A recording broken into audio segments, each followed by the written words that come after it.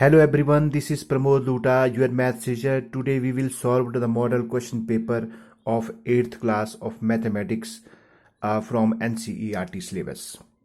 जैसे कि सभी बच्चे जानते हैं कि वार्षिक जो परीक्षाएं होनी है 8th क्लास की वो मार्च में होनी है, मार्च 2021 में होनी है। तो सभी बच्चे जो है चिंतित है कि मैथमेटिक्स का जो बोर्ड का जो पैटर्न रहेगा वो किस तरह से रहेगा। तो मैं आपके लिए एक यूज़फुल वीडियो लेके आया हूँ जिसमें आपको ये पता चलेगा कि बोर्ड के मैथमेटिक्स का पैटर्न किस तरह से होगा। तो मैंने ये जो क्वेश्चन पेपर है ये डाउनलोड किया है बोर्ड की साइट से। तो इसका जो फॉन्ट है वो काफ़ी छोटा है, तो मैंने उसको जो है दूसरी नोटबुक में जो है कॉपी किया है। तो चलिए स्टार्ट करते हैं विदाउट वेस्टिंग माय टाइम। चलिए इसका फर्स्ट जो क्वेश्चन आना है आपके पास दिया है, जैसे सेक्शन ए है तो इसमें आपके पास जो है 10 क्वेश्चन पूछे जाएंगे और जो क्वेश्चन का जो मार्क्स रहेगा वो 1 मार्क्स के क्वेश्चन रहेंगे, यानी कि 1 इंटू 10 इज इक्वल टू 10। यानी कि आपके पास ये जो पहला क्वेश्चन है ये आपके पास 10 नंबर का रहेगा। तो क्वेश्चन नंबर जो 1 होगा वो है मल्टीपल चॉइस क्वेश्चन। तो आपके पास जो है मल्टीपल चॉइस क्वेश्चन रहेंगे। ठीक है जी, चलिए फर्स्ट पार्ट करते हैं। Additive inverse of -5/9। आपने एडिटिव इनवर्स निकालना है। तो यहाँ पे नेगेटिव है, नेगेटिव एडिटिव इनवर्स जो है नेगेटिव नंबर का पॉजिटिव रहता है, पॉजिटिव नंबर का जो है नेगेटिव रहता है। तो यहाँ पे नेगेटिव है, तो यहाँ इसका जो ऑप्शन सही रहेगा वो रहेगा ए। इसका जो सेकंड पार्ट है वो है आपके पास दिया है polynomial x plus y is. जो पॉलिनोमियल x प्लस वाई है वो इसमें क्या है, मोनोमियल है, बाइनोमियल है या फिर ट्राइनोमियल है। मोनोमियल होता है जिसमें सिर्फ एक ही टर्म होती है, बाइनोमियल होता है जिसमें 2 टर्म्स होती है, ट्राइनोमियल होता है जिसमें 3 टर्म्स होती है। तो यहाँ पे जो आपके पास पॉलिनोमियल दिया है वो 2 टर्म से बना है। ये पहली टर्म है x, दूसरी टर्म है y। तो इसका जो ऑप्शन रहेगा राइट आंसर वो है binomial. Now third part, identity a plus b whole square is equal to question mark. ये आइडेंटिटी है आपके पास। तो इसका जो सॉल्यूशन रहेगा इस आइडेंटिटी का वो क्या होगा। तो पहला जो ऑप्शन आपके पास दिया है A square plus B square minus 2ab। Second option रहा है A plus B A minus B.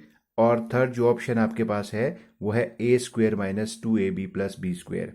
तो ये इसका जो ऑप्शन है वो आपका राइट आंसर होगा सी, क्योंकि जो पहला जो ऑप्शन आपके पास दिया है वो होगा a minus b whole square का, और जो सेकंड वाला जो ऑप्शन है आपके पास a plus B A minus b वो होता है is equal to a square minus b square.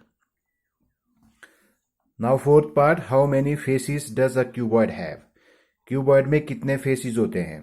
तो क्यूबॉइड में जो है 6 फेसिस होते हैं। क्यूबॉइड की जो शेप होती है वो एक रूम की तरह होती है। तो उसमें 4 वॉल्स होते हैं, एक सीलिंग होती है और एक फ्लोर होता है। तो टोटल जो फेसिस बन गए उसमें कितने बनते हैं, 6। नेक्स्ट जो फिफ्थ पार्ट है, द वैल्यू ऑफ 2⁻³ जब भी आपके पास जो पावर होती है अगर आपके पास वो -3 में दी है तो बेस का आपने रेसिप्रोकल करना है।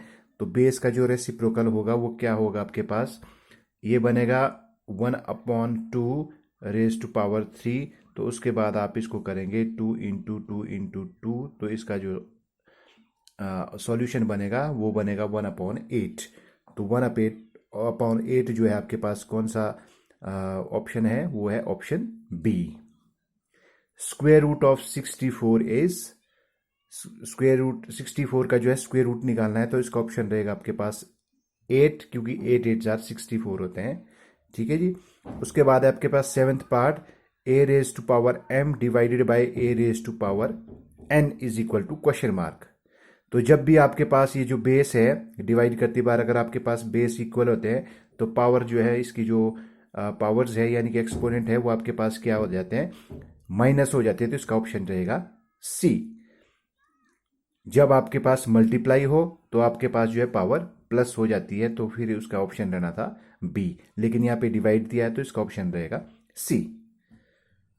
Now eighth, curved surface area of cylinder is. Cylinder का कर्व्ड सरफेस एरिया आपको निकालना है। तो इसका जो ऑप्शन रहेगा वो रहेगा बी, 2πrh।